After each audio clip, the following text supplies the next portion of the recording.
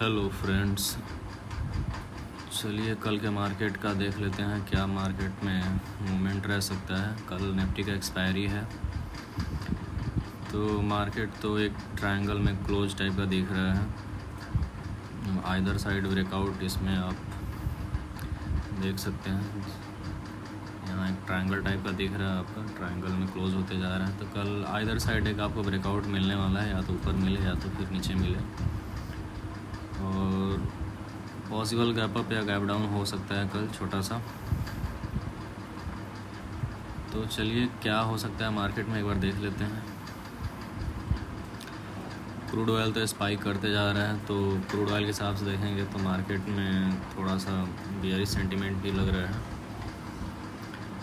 तो मान लीजिए मार्केट आपका कहीं इधर आसपास में खुलता है, कहीं भी ये गैप डाउन इधर खुला या फिर गैप अप इधर खुला, तो आपको देखना कैसे, आपको पोजीशन कहाँ कहाँ बनाना है मैं आपको बता देता हूँ। अगर मान लीजिए मार्केट इधर गैप डाउन खुलता है, गैप डाउन खुलते हैं फिर ये आपका इधर आ जाता है 24,500 के आसपास यहाँ पे, तो यहाँ से एक बाउंस बैक आएगा, एक छोटा सा बाउंस बैक आएगा, फिर ये अपना नीचे बेयरिश हो जाए, मार्केट बेयरिश रहेगा और मार्केट कहाँ तक जा सकता है, इधर कहीं तक आ सकता है 24,450 के आसपास तक। अगर ये लेवल ब्रीच हुआ तो फिर आपका 24,390 ये वाला यहाँ भी आ सकता है। तो ये केस था कि अगर मार्केट गैप डाउन खुलता है, अगर मार्केट मान लीजिए स्लाइड गैप अप खुला,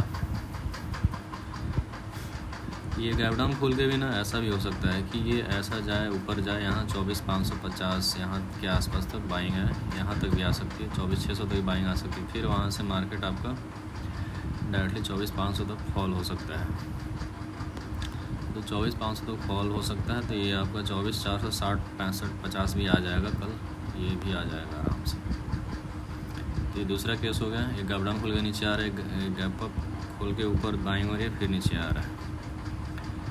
अब देखते हैं कि मान लीजिए गैप डाउन खुला और ये फिर यहाँ से ऊपर ही चला गया। अब मान लीजिए कि बुलिस कब होगा, जब ये खुला और ये 24,609 के लाइन को ये टच कर देता है। अगर इस लाइन को ये टच कर दिया तो मार्केट बुलिस हो जाएगा, अगर ये टच नहीं करता फिर यहीं से फॉल हो जाता है, फिर ये बेयरिश ही रहेगा। तो 24,609 को अगर ये टच करता है तो फिर मार्केट आपका ऊपर का मूवमेंट चालू कर सकता है, तो फिर आपका ये सब लेवल आ सकता है 24,662 24,683, मतलब 24,740 तक भी जा सकता है, इधर कहीं आसपास तक। एक केस ये हो सकता है कि मार्केट डायरेक्टली गैप अप ही खुले यहाँ के आसपास, और फिर स्लाइड यहाँ पे आपको एक डिप दिखाए, फिर यहाँ से आपका ऊपर चला जाए। तो उस केस में अगर ये 24,650 15-20 दिखता है, टच होता है, तो फिर आप यहाँ से डायरेक्टली आप बुलिश हो सकते हैं यहाँ लेवल के लिए, जो मैंने अभी थोड़ा देर पहले बताया। तो ये कल के लिए पॉसिबल सिनारियो है। अगर कोई बहुत घटिया न्यूज़ आ जाता है तो मार्केट आपका डायरेक्टली इसी के नीचे खुल सकता है 24,471, फिर आपका टारगेट इधर ही रह जाएगा 24,390, ये सब कल मिल जाएगा, इस रेंज तक आ सकता है 24,330 के आसपास तक। अगर गैप डाउन हुआ, अगर न्यूज़ कुछ गड़बड़ आ गया तो रेस्ट है आपका कि ये गैप डाउन गैप अप इधर खोल के ना मार्केट इसके नीचे नहीं आ सकता, ये चीज़ ध्यान रखिएगा। इधर ये मान लीजिए यहाँ गैप अप खोल दिया डायरेक्टली और फिर मार्केट इधर आया तो पॉसिबल नहीं है। मार्केट अगर इधर गैप अप खोलता है तो या तो रेंज बाउंड हो जाएगा, या तो फिर यहाँ एक स्लाइड डिप लेके ऊपर चला जाएगा, बस यही होगा। तो ये निफ्टी के लिए एनालिसिस है।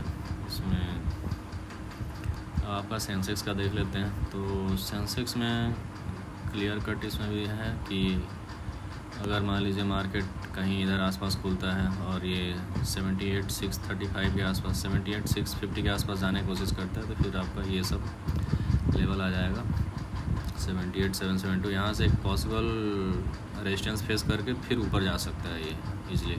अगर ये यहाँ तक आया तो फिर ये कहाँ तक जा सकता है 79020। यहाँ गैप बहुत बड़े बड़े हैं, तो कैंडल्स आपको बहुत बड़े बड़े मिल सकते हैं अगर मार्केट कल बुलिश हुआ तो। ये देखिए एक रेजिस्टेंस आपका यहाँ पे है, फिर दूसरा रेजिस्टेंस डायरेक्टली आपका यहाँ 400 पॉइंट ऊपर है। तो कल बड़े बड़े कैंडल मिल सकते हैं अगर मार्केट बुलिश हुआ तो, हालांकि चांसेस कम है। तो बेस्ट पॉसिबल केस ये हो सकता है कि मार्केट इधर खुले या फिर इधर खुले, इधर खुलेगा तो ऐसे लाएगा, फिर ऊपर जाएगा, फिर वहाँ से सेलिंग आ सकती है। या फिर यहाँ खुलेगा तो ऊपर बाइंग आएगा, यहाँ के आसपास तक, यहाँ तक बाइंग आ सकती है। इस ध्यान रखिएगा ये लेवल को टच नहीं होना चाहिए। यहाँ से फिर वो नीचे आ जाएगा और कहाँ तक आएगा तो डायरेक्टली आपका 78,171 ये इसके नीचे स्लाइटली यहाँ तक आ सकता है, या फिर ये ब्रीच हुआ तो आपका यहाँ तक आ सकता है। तो ये आपका सेंसेक्स का एनालिसिस हो गया। एक चीज़ मैं आपको नया चीज़ बता रहा हूँ आज कि ये निफ्टी का जो फ्यूचर्स है, तो इसमें जो CAS का जो कचड़ा लेके आए हैं, तो वो कचड़ा इसमें काम नहीं करता है। ये अपना बहुत ईजिली मूव करता है। तो इसमें जो देखिए, अगर मार्केट इसके बीच में रहा तो आपका फिर से रेंज बाउंड हो जाएगा। ये निफ्टी का फ्यूचर्स है तो उसका चार्ट अलग है, तो आप उसको खोल के देख लीजिएगा। ये निफ्टी 1 है। ये आप यहाँ देख सकते हैं, ये निफ्टी 1 है, मतलब ये पहले मंथ का जो फ्यूचर बनता है ये उसका चार्ट है पूरा।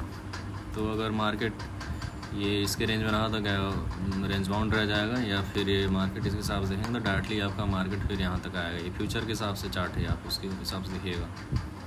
फ्यूचर के चार्ट में आपको मार्केट कल यहाँ तक दिख सकता है 24,555, इससे स्लाइड नीचे तक आ सकता है।